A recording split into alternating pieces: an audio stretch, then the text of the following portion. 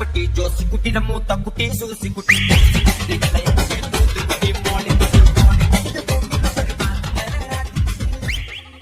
അപ്പൊ തുടങ്ങാല്ലേ?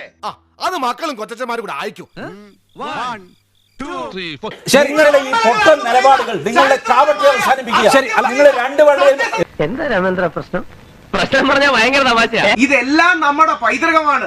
ഈ വൈവിധ്യമാണ് നമ്മുടെ പൈതൃകം. എപ്പോ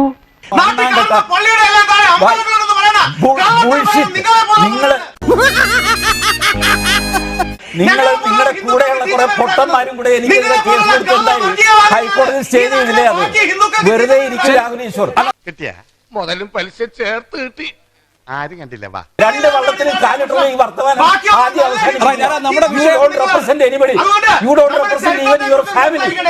എനിക്ക് ടെൻഷൻ ഒന്നും ഞാൻ രണ്ട് കാലം അടുപ്പിൽ വെച്ച് കത്തിക്കിട്ടു. അപ്പോൾ നീ പഠിക്കുള്ളൂ. വീട്ടിൽ നിന്ന് പ്രവേശനമുണ്ടോ? അത്തരത്തിൽ വ്യക്തിപരമായി പോകേണ്ട. ഇതിപ്പോ വേണ്ടെന്ന് വെച്ചപ്പോ എനിക്ക് ആസന തല കയറി തരാം. അണ്ടി വിട്ട് തളർത്തണം. ഇനി നീ വലിയ വർത്തമാനം പറഞ്ഞ എന്റെ കാലെ പിടിച്ച പിച്ചലടിക്കും. ഞാൻ പറയുന്നത് ആരാണ് പിന്തിരിപ്പൻ? ആരാണ് പുറകോട്ട് നടക്കുന്നത്? ഒച്ച വെച്ച് തോപ്പിക്കാതെ.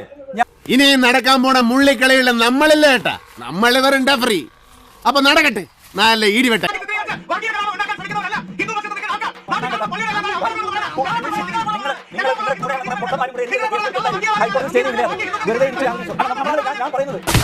വെപ്രാളം കാണിക്കാതെ.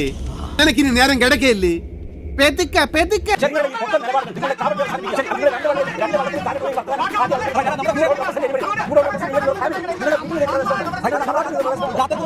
എന്തുണ്ടെന്ന് പറഞ്ഞിട്ട് എന്നാ കാര്യം? മനുഷ്യരാണ് കുറച്ചൊക്കെ വിവരം വേണം. ഇതിപ്പോ മറ്റുള്ളവരെ കൂടെ നാണം കെടുത്താനായിട്ട് തീർക്കാൻ തന്നെ വിചാരിച്ചതാണ്. ഞാൻ എത്ര ശാന്തമായിട്ടാണ് സംസാരിച്ചുകൊണ്ടിരുന്നത്. എന്റെ വായിന്നൊരു ചെറ്റ വർത്താനം വരില്ല കേട്ടടാ. പട്ടി തെണ്ടി നായിന്റെ മക്കളെ. ഇയാള് പൊതിഞ്ഞു കെട്ടി പിന്തിരിപ്പൻ വർത്തമാനം കുറച്ചെങ്കിലും ഡീസന്റ് ആവുന്നേ പ്ലീസ്. ഇത് ഭാരതീയതയെ പറ്റി ഈ പയ്യനൊരു ചുക്കും അറിയാമല്ല. ഇനി ഈ പ്രശ്നത്തില് തീരുമാനം പറയാം. ഇന്നത്തോടു കൂടി ഞാൻ ഈ ഫീൽഡ് വിടാം. നാളെ കാണാം. Good night.